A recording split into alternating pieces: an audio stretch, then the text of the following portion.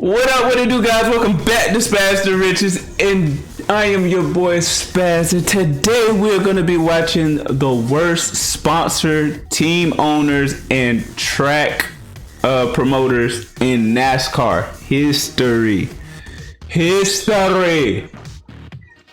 Go ahead and smash that like button and subscribe to the channel if you haven't already subscribed. We're just gonna jump right on into this. Love you guys. Let's go. If you follow Formula One racing in the slightest, you've probably heard of the debacle between Haas F1 and Rich Energy Drink. Oh, I'm sorry, now known as Lightning Volt Limited, which may or may not be a money laundering scheme that may or may not actually sell energy drinks. It is a hilariously unfortunate series of events that features former CEO of Lightning Volt Limited, Discount ZZ Top Guy, and some unknown bombastic person in charge of their Twitter He called my boy Discount ZZ Top. Oh my God, he's going in.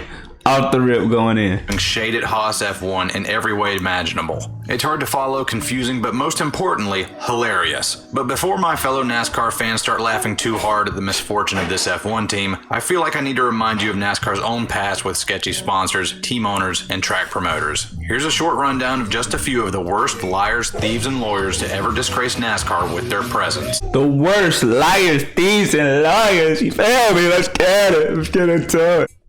In the early days of NASCAR, you didn't have to worry about big companies trying to screw you over by getting free advertising, because sponsoring a race car was just kind of unheard of at the time. You might get some random mechanic shop on the hood, or if you were really lucky, some oil manufacturer would wave a few thousand at you to put their decal on your fender. The biggest thing NASCAR drivers had to worry about was track promoters just taking off with all the money after the green flag flew. It would really suck to spend all that money and time trying to get to the track, paying the entry fee, winning the race with your now banged up car, only to find out that there isn't a trophy and your check is probably going to bounce on Monday. I would be so mad, bro. You know, they put a lot of work into stuff like that. Fairly common practice in the wild early days of stock car racing, but once NASCAR took off in the 1950s, they did their level best to distance themselves from any tracks that didn't pay up. Even still, a few miscreants slipped through. Bowman Gray Stadium was paved in the late 1940s by the city of Winston-Salem on the agreement that the promoter would share a portion of I'm in Winston-Salem right now, you feel me? Ticket sales revenue with the city. He held a few races, but when it came time to pay up, he skipped town with all the cash, and no one ever heard from him again. While track promoters and owners would avoid tangling with big NASCAR for the big shows, on the weekly racing scene, they were a lot more unscrupulous. There's absolutely no shortage of stories of tracks just shortchanging drivers, and in general being cheapskates and jerks. So let's just focus on one for now. The Blackwell brothers, Tom and Pete, operated my hometown track of Greenville-Pickens Speedway from 1955 until 2003. My grandfather and uncle who raced there would often complain that if it even remotely looked like it might rain and scare off fans, they'd cancel the night's races in a heartbeat. And a former boss of mine who grew up in the same neighborhood as the Blackwell brothers told me that they were the biggest hug. Mine now works in management for a Fortune 100 company, so that's saying something. All manner of drivers from the lowest division to the highest have an endless plethora of tales of the brothers' conniving ways. But one story that always stuck out to me was of a contractor they had brought in during the 50s to build a privacy fence around the track property. Now, I can't confirm this story to be true. The Blackwell brothers have since passed away, but I've heard this story so many different times from so many different people over the years, and it changes so little from person to person that it must have at least some kernel of truth to it. So anyway, here we go. Legend has it that the Blackwell brothers hired a contractor to build this fence around the track to keep freeloaders from watching the races for free. Fair enough. But they told the contractor they'd pay him when the job was done. The contractor finished the job, but when it came time to collect, the brothers always had some sort of excuse. Oh, we're out of town right now. We sent it to you in the mail. You didn't get it. Oh, our office is closed at the moment. Try again later, etc., etc. Yo, how would y'all feel knowing that y'all just did all this work for somebody to keep giving you the runaround? I know y'all done had to deal with that at least one time before. You know, you give a family member, you let them borrow some money or something, and every time you ask for the money, they like, oh, they got some kind of excuse on why they couldn't give it back or something like that. Like, how would you feel though if it wasn't just like a little bit of money, like if it was thousands of dollars? That'd piss me all the way off. That'd piss anybody off. Well, on one day, the contractor decided he had had enough and took matters into his own hands. He knew where the Blackwell brothers counted the money after the races, so one day after the events, he kicked in the door with 2 guns and said, "I got 2 pistols, one for each Blackwell brother, and y'all are going to pay me what I'm owed, or you 2 are going to figure out whether or not these guns are loaded." They let him sift through the money. He took exactly what he was owed, not a penny more, and left. They considered calling the cops, but if the contractor knew where the count room was, then he probably knew where the Blackwell brothers lived, and they figured he could find them before the cops could find him. They decided to let bygones be bygones and just let it slide. Hell, Yeah, you gotta let that slide. Cause bro, at the end of the day, you owed this man money. He didn't steal anything from you guys. He took what he was owed and then he left. Calling the cops, that's just messed up. Cause at the end of the day, it's like, yeah, he held y'all at gunpoint, but at the end of the day, y'all left him with no choice. Y'all was stealing from this man, and y'all didn't want to pay this man. So yeah, you gotta let bygones be bygones. And then on that other hand, like maybe he did know where y'all stayed. But if he knew where y'all stayed at, you know, and he was a real gangster, bro, probably would have ran up on y'all family. So y'all just better be lucky. I mean, I know they dead now, but they just better be lucky that he did it this way instead of the other way, because that could have went really bad. he didn't even charge him interest. I call that a win. Track owners and promoters have a long, tumultuous past in NASCAR, but perhaps the more well-known and better documented ne'er-do-wells are some of the car owners. Now, I'm not just talking about the cheaters like Junior Johnson and Smokey Yunick. I'm talking about the guys who cheated, were a pain to work with, torpedoed their own organizations, and maybe even committed a bit of fraud to make it all happen. BK Racing, contrary to their name and paint jobs, actually had no affiliation with Burger King. Team owner Ron Devine was only a Burger King franchise owner, who had finagled the licensing rights to run Burger King logos when no other sponsor could be found, which was basically every single race. That's right, Burger King got free advertising from the team. As far as I can tell, they never actually paid the team a dime. Dr. Pepper, which is served at Burger King, also had a similar agreement. As it turns out, the team had used their questionable sponsors, quote-unquote, to lure in more loans than they could pay back. And before the green flag flew for the Daytona 500 in 2018, they had essentially said that they would be shutting down by the end of the year, as they battled a litany of court cases. Somehow, they still managed to make every single race, and even though Front Row Motorsports bought the team in the later half of the season, the team still ran under the BK Racing banner all the way up until the bitter end. Michael Waltrip Racing had a turbulent life. Hey, yo, I remember one of you guys telling me about, because I had made a statement about the BK logo on one of the cars, and I remember one of you guys telling me that it had nothing to do with Burger King, the logo or whatever, ironically. And now I know what y'all meant by that. Y'all probably explained it and I forgot, but now like I got more in depth on what y'all meant by that. So hey, we're learning. Well, I'm learning. You guys already know. Lifespan, to say the least. They started off by having all three of their cars make the starting grid for the Daytona 500, but then old Mikey's car, the Napa 55, got held up in tech inspection. Officials had found an unknown substance caked on the bottom of the intake manifold. After some testing, a few reports erroneously declared it to be jet fuel, but actually it was a lot closer to rocket fuel. It was an oxidizing agent designed to feed more oxygen into the engine for more horsepower. For his trouble, Michael Waltrip got fined at that time a record-setting $100,000 and was docked 100 points before the season had even started. And crew chief David Hyder and NWR director of competition Bobby Kennedy were physically ejected from the speedway and suspended indefinitely.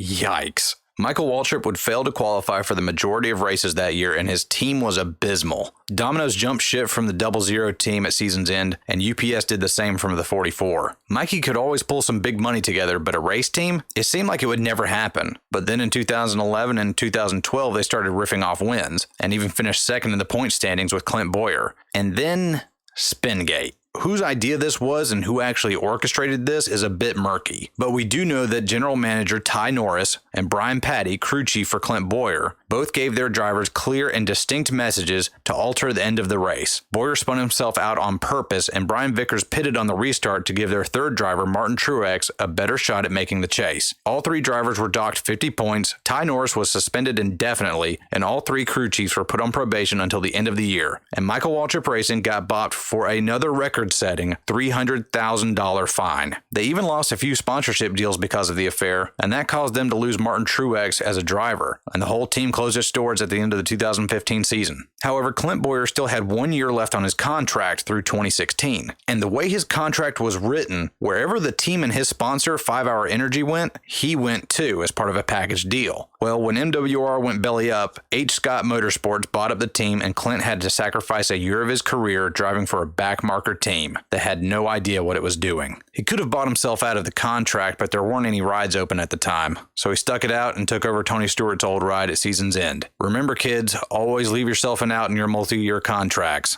or you might just end up driving for Rick Ware Racing. Yuck, nobody wants that. Driving for an unscrupulous owner can suck, so you might consider being an owner-driver. Going that route's a lot tougher, but doable. But what if you didn't have the money to do that, didn't have any sponsors willing to back you, and you had no experience even being in a race car? Well, that would put a halt in any normal person's pursuit of speed, but L.W. Wright was no normal guy. Who was L.W. Wright, you might ask? Well, myself, NASCAR, Sterling Marlin, and a few investors would really like to know that too. Black Flags Matter did a whole video on this guy, so I'm going to put a link to that video down below. But here's the gist of it. L.W. Wright convinced the head of Space Age Marketing in Nashville that he was a veteran NASCAR driver looking to start up a big league team, with the help of country music star T.G. Shepherd supplying the sponsorship. His first race was going to be the 1982 Winston 500 at Talladega Superspeedway. The first problem was when Nashville newspapers got wind of this, they reached out to Shepherd to ask him what his expectations for the team were, and apparently this was the first time Shepherd had ever heard of the whole deal. L.W. Wright saved face by saying that announcing the T.G. Shepherd sponsorship had been a bit premature,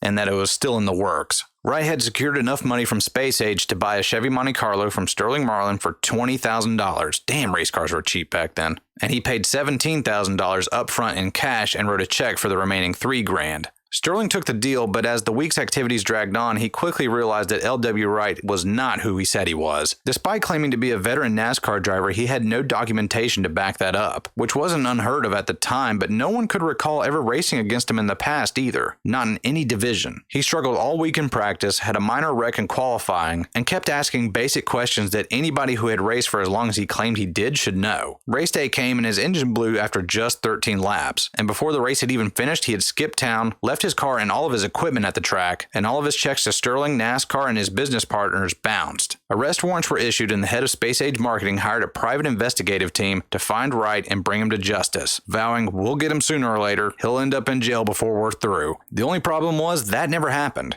To this day, nobody ever found L.W. Wright or even knows who he was or why he did what he did. Some random schmuck straight up defrauded his way into a NASCAR Cup ride.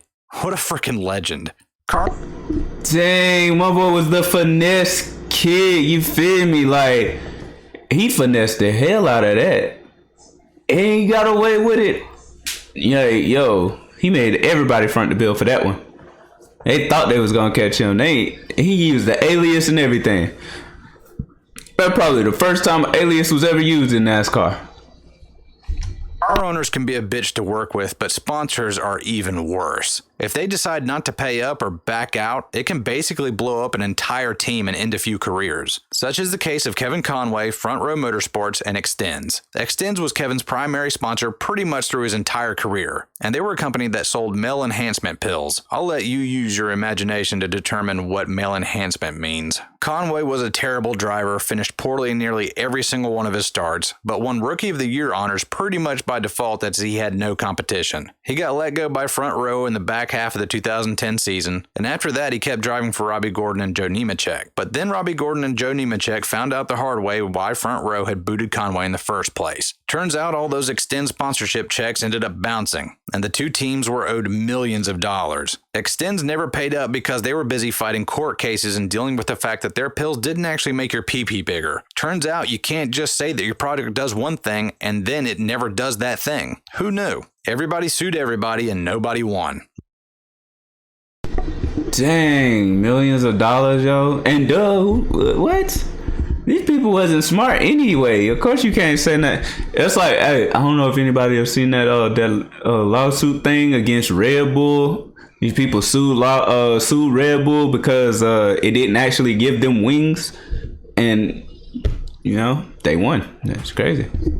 Robbie Gordon and Nemco pulled out of NASCAR shortly thereafter. You might think that sponsors killing teams and pulling out of contracts is a relatively new phenomenon, since back in the day they used to just pay up with one big lump sum at the beginning of the year, and nowadays they pay on a month-by-month or even a race-by-race basis. But in 1998, Tabasco proved that even the lump sum approach is rife with problems. You may recall Todd Bodine sporting these awesome paint jobs promoting Tabasco hot sauce to kick off the 1998 season, and people at the time touting that this would be Todd Bodine's breakout year. But oh man, those people were wrong. International Sports Management, or ISM, had teamed up with Bodine and Tabasco to create the 35 team, and they were horribly underprepared. They failed to qualify for 4 of the first 6 races, but did manage a front row start and a top 10 finish in Atlanta. Tabasco, however, didn't seem to mind. Instead, they had went all in on using the team as an elaborate marketing scheme. They promoted the hell out of the car, Todd Bodine, and their partnership with Pontiac. Hell, they even had a cookbook made. By mid-June, the car had only qualified for 5 of the first 13 races, and ISM wanted a change. They were here to race, not to sell hot sauce. They booted Bodine without Tabasco's consent and began hiring a variety of different drivers with mixed results. ISM eventually sold the team in the back half of the season, again without their sponsor's knowledge, to Tyler Jett Motorsports, who had purchased Darrell Waltrip's 17 team. Tim Beverly, now in charge of the 35 and 17 teams, merged the two and hired Darrell Waltrip to drive what was essentially his own car, and the team started doing far better. It helped having DW's championship provisional so that they could actually get into the race. They even made the switch from Pontiac to Chevy without telling their big sponsor again,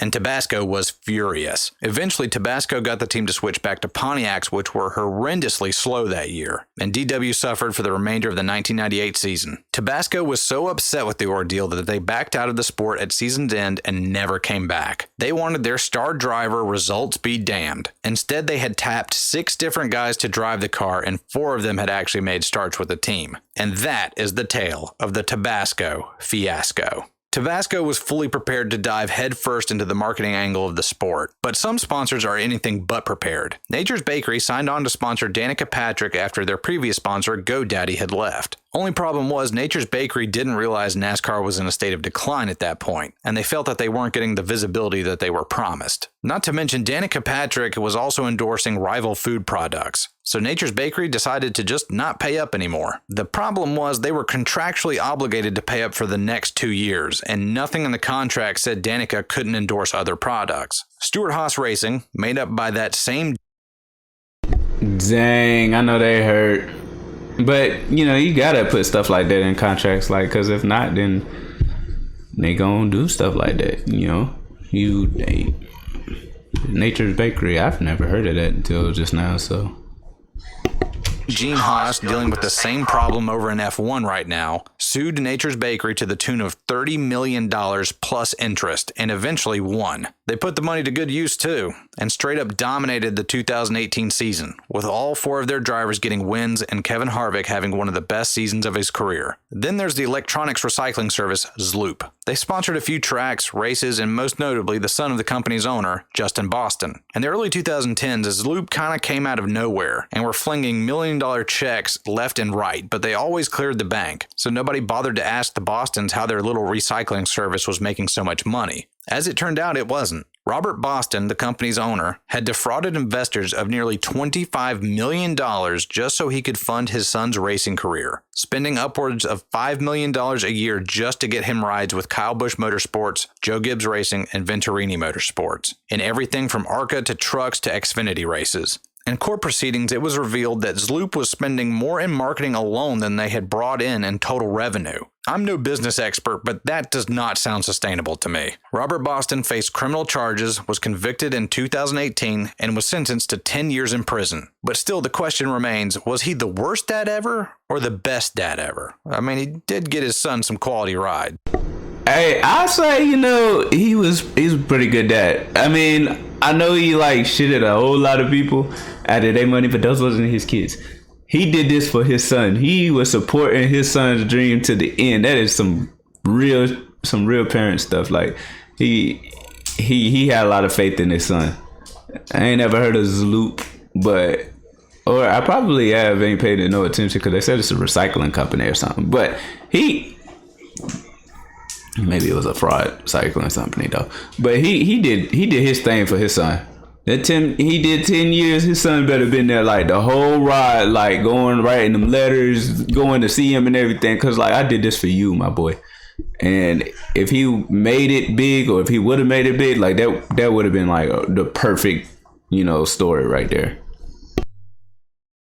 But the absolute king of shady modern day sponsors has to be DC Solar. Not only did they roll up onto the scene out of nowhere, start spending millions in the sport, and sponsored entire race teams and tracks, but when the chickens finally came home to roost, they ended up sidelining a driver's entire career, defrauded Warren Buffett of hundreds of millions of dollars, and ran a fraud scheme that was fueled by new investors and federal tax loopholes. DC Solar manufactured, sold, and leased solar-powered electric generators and began sponsoring Chip Ganassi Racing and a few other teams in 2016. And by 2018, they were pretty much the exclusive sponsor of their Xfinity program. Ross Chastain had won for the team in a storybook scenario that put the humble watermelon farmer straight to the top of nearly every NASCAR fan's favorite list. Things looked good, and there were really no signs of any trouble until one night just before Christmas in 2018, the FBI raided the home of Jeff Karpoff, the owner of DC Solar, and the company filed for Chapter 11 bankruptcy shortly thereafter. So what the hell happened? Well, of the 12,000 solar generators they had made, only about 3,000 to 5,000 of them were real. The other 7,000 or so supposedly had GPS locators on them, but then it turned out that those locators were just buried in random locations across California, making it appear as though they had been purchased and set up. Warren Buffett had poured over $300 million into the company, but had made decent returns, but only because DC Solar was funneling money from new investors to Buffett. There's a word for that. It's called a Ponzi scheme. You're not making any money, you're just shuffling it around to make it look like you're making money. At the time of the raid, they owed Chip Ganassi Racing nearly $4.5 million and still needed to pay up millions of dollars to ISC-owned tracks. With no sponsorship dollars rolling in, CGR nixed their Xfinity program and cut Ross Chastain, who proceeded to take any ride he could get and has since bounced back. Criminal investigations are ongoing in this case, but it's safe to say those pretty DC Solar paint schemes are never coming back. So there it is, a relatively short rundown of some of the worst fraudulent businessmen, hucksters, and schemers to ever show up in NASCAR. They've been here a while and they'll keep popping up. And with teams so strapped for cash these days, we can pretty much guarantee that NASCAR will be a good breeding ground for these types for decades to come. Well, that'll do it for today's video, guys. Please smash that like button, subscribe if you haven't already subscribed. And this video was just crazy, man. That second to last one, that was a good one, yo. Like what bro did for his son, that was, I like that. I like whenever parents, they go to bat for their kids and they really support their dreams and stuff like that. So that's kind of that right there. That was something big he did for him. I would hate to be one of the people that was caught up in that little scheme, but as far as he went to bat for his son like that, that was, yeah, like I said before, his son better have been at every court hearing, better been there damn near every day to see his dad and everything, because your dad, he did a lot for you. But until next time, my friends, deuces. You like how I talk, huh? You like how I walk, huh? You like a soldier, nigga, a boss, you know what I'm on, huh? Oh, you cap, bitch, you weak. Bitch, you lame on that lame hoe shit. For your savage killed, I'll take the gun off your hip. Dish you that shit like a feel. Don't do young hoes.